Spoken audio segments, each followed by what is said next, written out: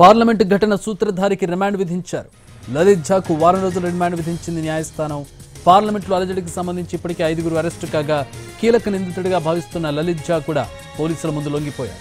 ఇదే సమయంలో వీరితో సంబంధం ఉన్న రాజస్థాన్కు చెందిన మహేష్ కైలాష్ అనే మరో 2 అనుమానితులను ఢిల్లీ పోలీసు విభాగానికి చెందిన స్పెషల్ సెల్ అరెస్ట్ చేసింది.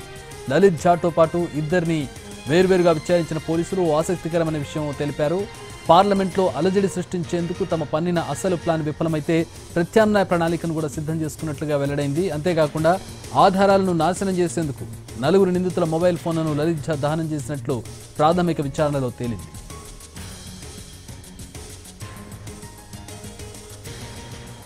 ఒరిజినల్ ప్లాన్ ప్రకారం నీలం, అమోల్లు పార్లమెంటుకు చేరుకుని నిరసన తెలియజేయాలి. ఒకవేళ ఇది సాధ్యం కాని పక్షంలో ప్లాన్ బి ప్రకారం మహేష్ కైలాష్ను మరో మార్గంలో అక్కడికి చేరుకుని మీడియా కెమెరాల ముందు రంగు పొగ గొట్టాలను తెరిచి ఆందోళన చేయాలని భావించారట. అయితే గురుగ్రామ్లో వీరంతా తలదాచుకున్న విక్కీ ఇంటికి చివరి నిమిషంలో మహేష్ కైలాష్తో చేరుకోలేదు. దీంతో నీలం, అమోల్ షిండేలు ఆ ప్లాన్ను అమలు చేశారు. పార్లమెంట్లో అలజడికి సంబంధించి ఇప్పటివరకు 5గురు అరెస్ట్ అయ్యారు. వీరితో సంబంధం ఉన్న మహేష్ కైలాష్ అనే రాజస్థాన్కు చెందిన మరో 2ని పోలీసులు తాజాగా అరెస్ట్ చేశారు. వీరంతా సోషల్ మీడియాలో ఏర్పాటు చేసుకున్న జస్టిస్ ఫర్ ఆజాద్ భగత్ సింగ్ గ్రూప్కు చెందినవారు. కాగా వీరి నుంచి పోలీసులు కీలక విషయాలు లాబడుతున్నారు. పార్లమెంట్లో అలజడి సృష్టించే బృందంతో మహేష్ కలిసి వెళ్లాల్సి ఉంది. కానీ కొన్ని కారణాలతో అతడి కుటుంబీకులు అడ్డుకోవడంతో గురుగ్రామ్ వెళ్లలేకపోయినట్టు తెలిసింది. దాంతో నీలం, అమోల్లు అక్కడ ఆందోళన చేపట్టారు.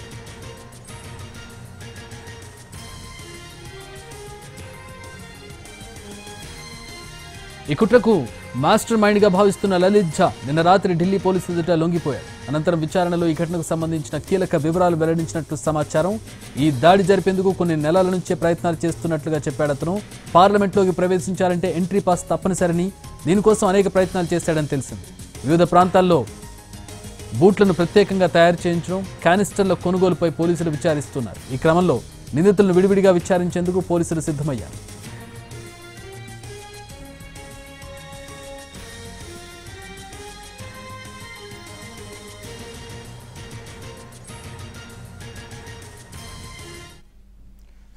పార్లమెంటు ఘటనకు సంబంధించి నిందితులను అదుపులోకి తీసుకున్నారు. వాళ్ళు ఈ ఘటనకు సంబంధించి అంటే పార్లమెంట్లో ఎందుకు ఇలా చేయాల్సి వచ్చింది దానికి సంబంధించి వివరాలు తెలియజేశారు.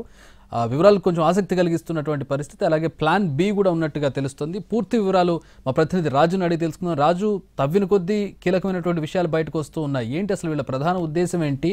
ఎంతమంది దొరికారు? అసలు ఎంతమంది ఉన్నారు ఇందులో?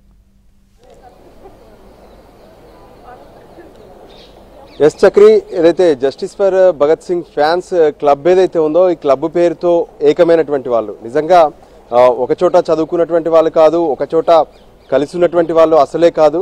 సో ఈ పరిస్థితుల్లో వీళ్ళందరూ ఒకే సోషల్ మీడియా వేదికగానే ఏ విధంగానైతే ఏకమయ్యారు. అదేవిధంగా కొన్నిసార్లు వేరు వేరు ప్రాంతాల్లో ప్రత్యేకంగా సమావేశాలు కూడా అయ్యారు. అయితే ఇంతకీ వీళ్ళు ఏంటి లక్ష్యం ఏంటి అనేది మాత్రం ఇప్పటికీ కొంత బయటికి రాకపోయినప్పటికీ పూర్తిగా దేశాన్ని మొత్తం కూడా ఒక అటెన్షన్ చేయాలంటే అది పార్లమెంటు వేదికగా చేసేటటువంటి ఆందోళన అనేది వాళ్ళు గ్రహించారు. సో అందుకోసం పార్లమెంట్లో ఒక ఆందోళన చేయాలి అని చెప్పి వాళ్ళు ప్లాన్ చేసుకున్నారు.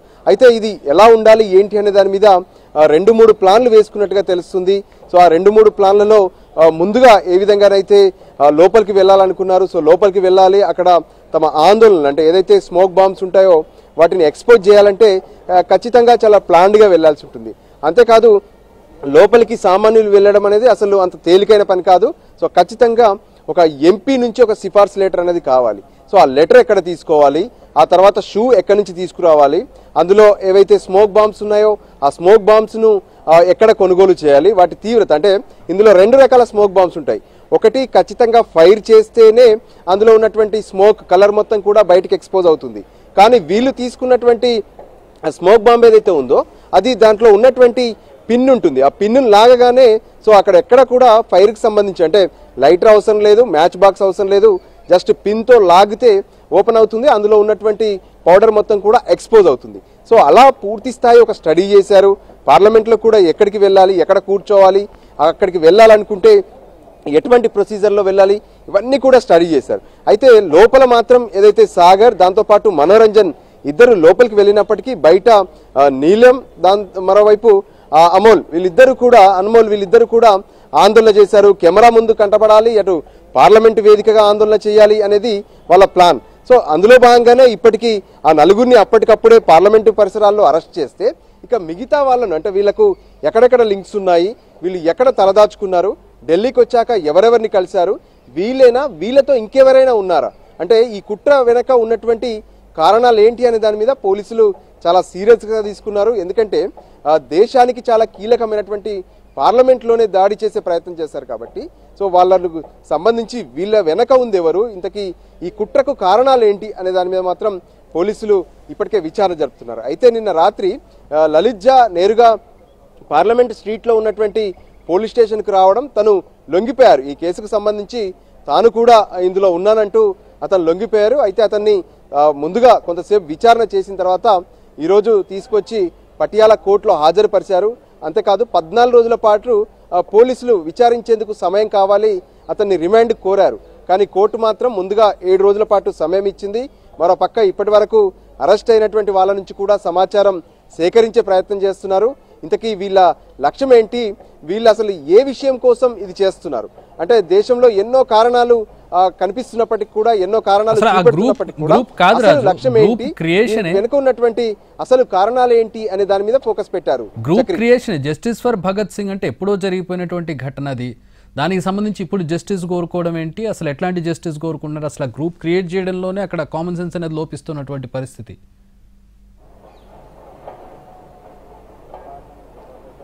ఎస్ ఖచ్చితంగా చక్రి, నిజంగా ఆందోళన చేయాలనుకుంటే దానికి ఒక సరైనటువంటి సబ్జెక్ట్ కూడా ఉండాలి. అసలు ఎటువంటి సబ్జెక్ట్ లేదు, ఎప్పుడో జరిగిపోయినటువంటి ఘటన, భగత్ సింగ్ ఫ్యాన్స్ పేరుతో ఏకమవడం, అసలు ఏకమైనటువంటి వాళ్ళు ఒక చోట గతంలో ఎక్కడ పరిచయం లేనటువంటి వాళ్ళు కాబట్టి అసలు వీళ్ళు ఎందుకు ఈ విధంగా పోయారు. గతంలో నీలమే ఎవరైతే ఉన్నారో ఆవిడ రైతులు చేసినటువంటి ఆందోళనలో పాల్గొన్నారు, ఇతర కొన్ని ఘటనలో కూడా ఆవిడ పాల్గొన్నట్టుగా తెలుస్తుంది.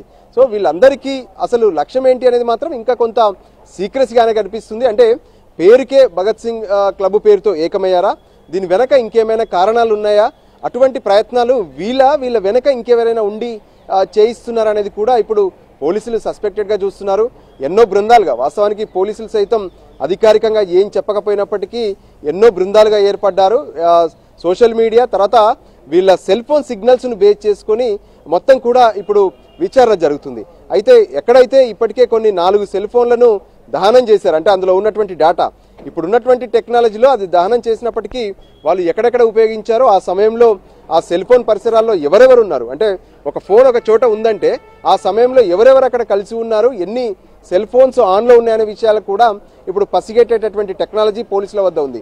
సో అటువంటి అన్ని టెక్నాలజీలను ఉపయోగిస్తూ వాళ్ళ బ్యాక్గ్రౌండ్ చేస్తున్నారు, వాళ్ళు ఎక్కడి నుంచి వచ్చారు ఏంటి అనేది చేస్తూనే వీళ్ళ వెనక ఉంది అసలు ఎవరు, ఇంకెవరైనా ఉన్నారా, ఇందులో ఈ గ్రూప్ క్రియేట్ చేయడం వెనక కారణాలు ఏంటి అనే దాని మీద కూడా స్పెషల్గా ఫోకస్ పెట్టారు. కానీ అటు కేంద్ర హోంశాఖ పోలీసులు సీరియస్గా తీసుకోవడంతో ఈ కేసును ఖచ్చితంగా, అంటే దీనికి సంబంధించి పార్లమెంట్లో ఇప్పటికే ప్రతిపక్షాలు సైతం పెద్ద ఎత్తున ఆందోళన చేస్తున్నాయి. దీని విషయంలో అంటే భద్రత ఇంత లోపభీష్టంగా ఉందంటూనే దీనికి సంబంధించినటువంటి ఒక ప్రకటన కావాలని చెప్పి ప్రతిపక్షాలు కోరుతున్నాయి. సో ఖచ్చితంగా ప్రభుత్వం నుంచి ఒక సరైనటువంటి ప్రకటన చేయాలంటే ఈ విచారణ అనేది కొనసాగుతుంది. సో ఆ విచారణ తర్వాత మరిన్ని వివరాలు బయటకు వచ్చే అవకాశం కనిపిస్తుంది. కరెక్ట్. ఈ గేట్ పాస్ కి సంబంధించి అంటే ఒక MP, Mysore MP gate pass మీద అంటే విజిటర్స్ గా వాళ్ళు వచ్చినట్టుగా తెలుస్తోంది. దానికి సంబంధించి ఇన్వెస్టిగేషన్ ఏంటి, అసలు ఎట్లా జరిగింది అది, ఆయన మీద ఏమైనా చర్యలు తీసుకుంటున్నారు, ఎందుకంటే టీఎంసీ డిమాండ్ చేస్తోంది మా ఎంపీ మీద చర్యలు తీసుకున్నారు, మరి ఇప్పుడు బీజేపీ ఎంపీ గేట్ పాస్ మీద అంటే వాళ్ళు విజిటర్స్ గా వచ్చారు ఆయన పేరు మీద, ఆయన మీద ఎట్లాంటి చర్యలు తీసుకుంటారని అడుగుతున్నారు వాళ్ళు. ఎస్, ఇక్కడ కూడా చాలా రకాల ఇష్యూస్ ఉన్నాయి చక్రి. వాస్తవానికి ఎంపీ లెటర్ అనేది ఢిల్లీలో ఉండి కానీ లేదంటే ఎంపీలతో కాస్త పరిచయము లేదంటే వాళ్ళ కార్యాలయాల్లో ఏమాత్రం పరిచయం ఉన్నా ఎంపీ లెటర్ తీసుకోవచ్చు అనేది అంటే కొన్నిసార్లు ఢిల్లీలో కనిపించడం, దానికోసం ఒక ప్రణాళిక ప్రకారమే వీళ్ళు తీసుకున్నట్టుగా తెలుస్తుంది. అందుకోసమే ఎవరైతే ఇందులో ఉన్నటువంటి ఒక నిందితుడు మైసూర్కు సంబంధించినటువంటి వాళ్ళ నాన్నతో కొన్నిసార్లు పరిచయం అయ్యారు, ఆ తర్వాత ఎంపీ కార్యాలయానికి వెళ్ళడం ఆయన పిఏ ద్వారానే తీసుకున్నారు, నేరుగా ఎంపీని కూడా కలిసింది లేదు, నేను పార్లమెంట్ చూడాలనుకుంటున్నానంటూ తీసుకొని అతను ఇతర అంటే వాళ్ళ టీంలో ఉన్నటువంటి భగత్ సింగ్ ఫ్యాన్స్ క్లబ్ ఏదైతే ఉందో అందులో ఉన్నటువంటి వాళ్ళ పేర్లు పెట్టుకొని లోపలికి వెళ్ళారు. సో ఇవన్నీ చూస్తుంటే కూడా అటు మిగతా ప్రతిపక్షాలకు సంబంధించినటువంటి ఎంపీలు కూడా అదే డిమాండ్. అంటే పార్లమెంట్లోనే దాడి చేసేటటువంటి వాళ్లకు పాసులు ఇచ్చారు, సో వాళ్ళను ఖచ్చితంగా వాళ్ళ మీద చర్యలు తీసుకోలే ఆ ఎంపీ పైన, కానీ దానికి సంబంధించి ఎటువంటి ప్రకటన ఎందుకు చేయట్లేదు అని చెప్పి ప్రతిపక్షాలు అయితే డిమాండ్ చేస్తూనే ఉన్నాయి.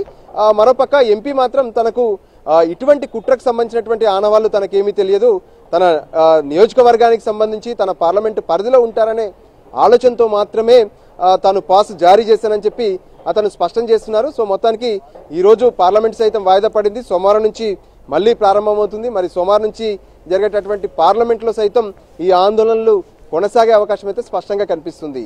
Chakri. All right thanks for the updates Raju.